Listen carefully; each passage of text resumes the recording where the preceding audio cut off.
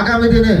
বাংলাদেশের গণতন্ত্র রক্ষায়, এদেশের মানুষের অধিকার আদায়ের রক্ষায়, এদেশের সুষ্ঠু ধারা রাজনীতি প্রতিষ্ঠিত করার লক্ষ্যে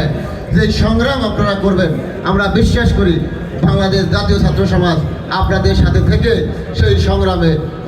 অগ্রণী ভূমিকা অতীতে যেমন রেখেছেন এবং আগামী দিনেও রাখবেন। যেই বিভাজনের রাজনীতি চলছে,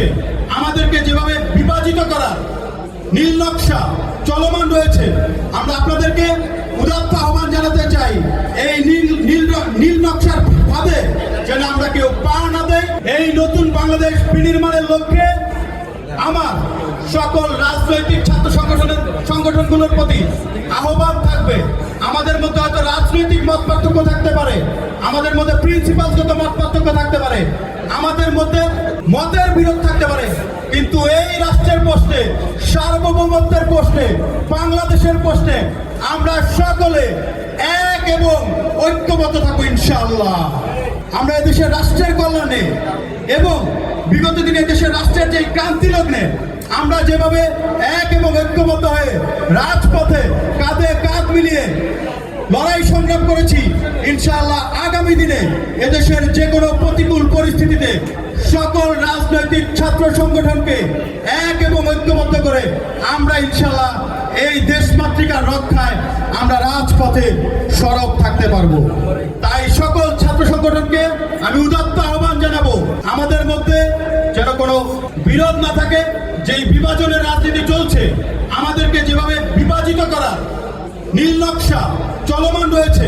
আমরা আপনাদেরকে উদাত্ত আহ্বান জানাতে চাই, এই নীল নকশার ফাঁদে যেন আমরা কেউ পা না দেয়। আমরা সবাই এই সার্বভৌমত্বের প্রশ্নে, এই রাষ্ট্রের প্রশ্নে আমরা এক এবং ঐক্যবদ্ধ থাকতে চাই এবং রাষ্ট্রের কল্যাণে একটি সুখী, সুন্দর, সমৃদ্ধ বাংলাদেশ বিনির্মাণের লক্ষ্যে আমরা যেন সবাই ঐক্যবদ্ধ থাকতে পারি, তেমনটি প্রত্যাশা করে আমি আমার সংক্ষিপ্ত বক্তব্য এখানেই শেষ করছি। উপস্থিত সকলকে আন্তরিক ধন্যবাদ এবং কৃতজ্ঞতা জানাচ্ছি। আমাদের যে বাংলাদেশ জাতীয় ছাত্র সমাজ,